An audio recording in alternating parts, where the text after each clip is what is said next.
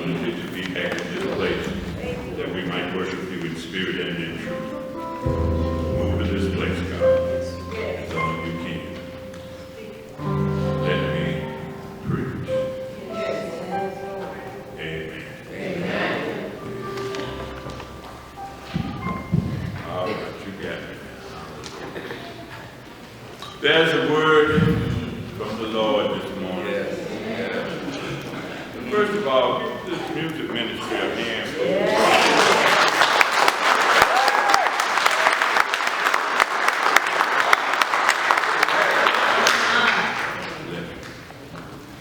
Word from the Lord, Luke chapter number 22.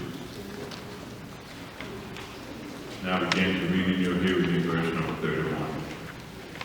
And the Lord said, Simon, Simon, indeed Satan has asked of you, that he may sift you as wheat. But I pray to you that your faith fail you not. And when you have returned to me, strengthen your brother. I want to talk about a simple command this morning. Get yourself together.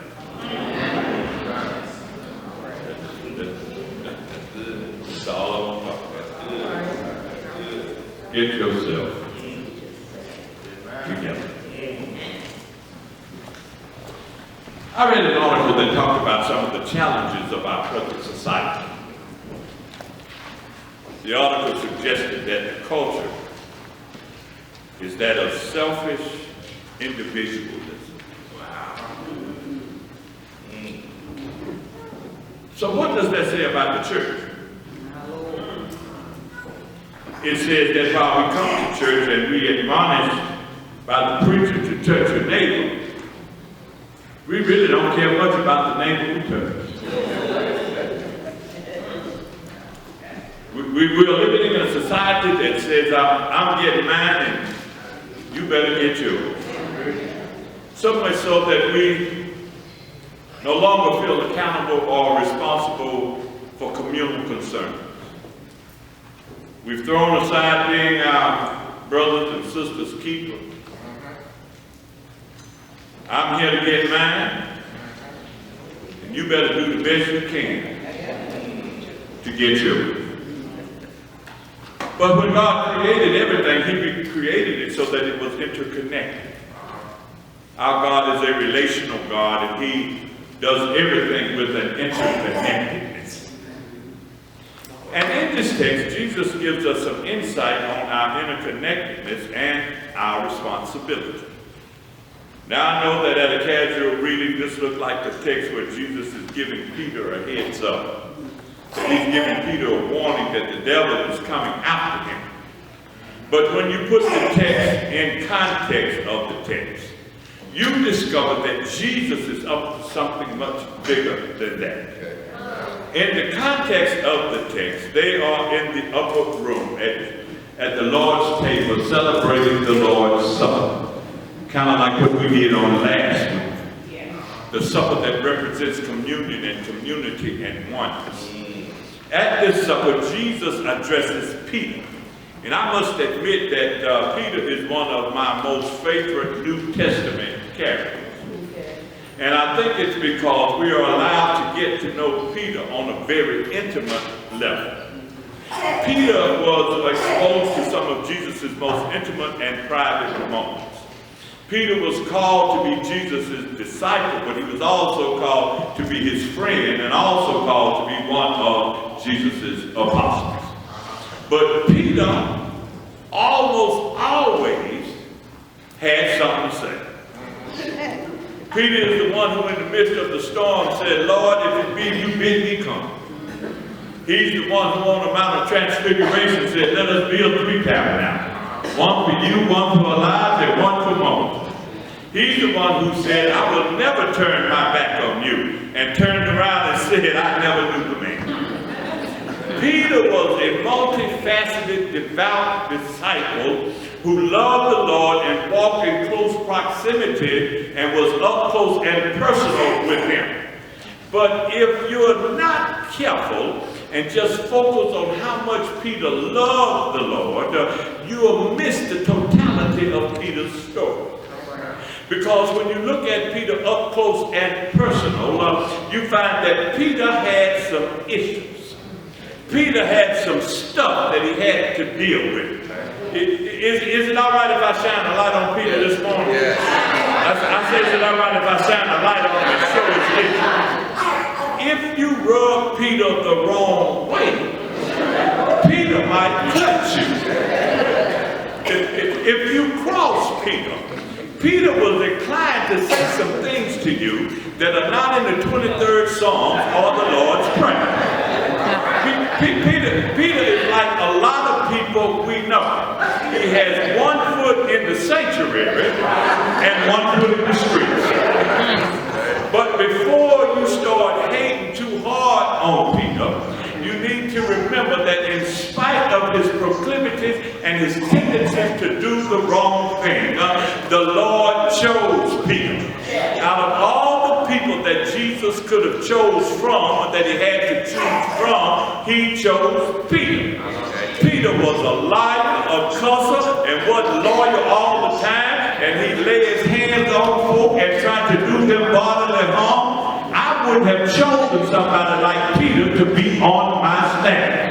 I would have made him submit a resume and list his educational criteria and his work history. I would have had him to give me at least 3 references. I would have checked his Facebook page. I would have done a background check on him and talked to some of the folk that he grew up with. But Jesus didn't do any of these things. He just chose Peter. Jesus chose Peter kind of like he chose you and I. And church, I need to let somebody know this morning who's struggling with whether this is the right place for you. The Lord wants you to know that you didn't get here by happenstance or mistake. You didn't get here just because Sister So-and-so and Brother whatchamacallit invited you. You're here because God chose for you to be here. He chose you in this particular time to be in this particular place for a specific and particular purpose. Your skills were honed for such a time as this. Your talents were developed for such a time as this. Your abilities were fine-tuned for such a time as this. Your expertise and aptitude and competence level was skillfully formed and fashioned so that God could use you for a time like this to gain some glory. And somebody ought to praise the Lord for choosing you.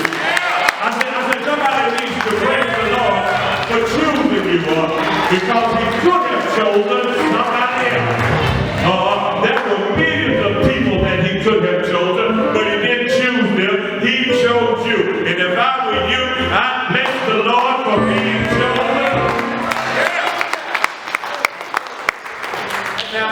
Now, before we come down too hard on Peter, I need for you to understand that Peter is no different than you and I.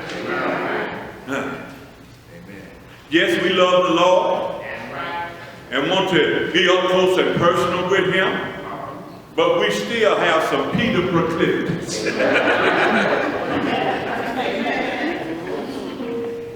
But in spite of your Peter proclivities, the Lord chose you.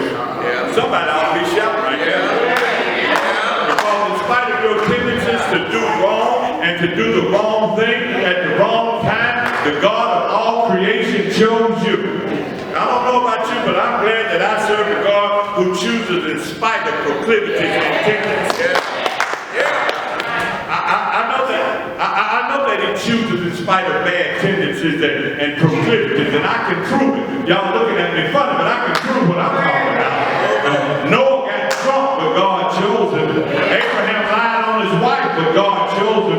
Jacob tricked his brother Esau, but God chose him. Moses killed a man, but God chose him. David slept with Uriah and then slept with Bathsheba and then turned around and killed her husband Uriah, but God chose him. Paul helped stone Stephen and Thomas doubted Jesus, and James and John got in a cuss fight over who's going to sit on the right or the left, but God still chose them. And if the truth be told this morning, you're not setting up in here looking all pretty because you're so good and because you're so righteous and so holy.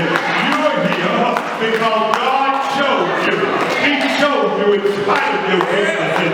He showed you in spite of your proclivity and your propensity and your inclinations and your affinities and your tendency to do the wrong thing at the wrong time. Ain't God all right?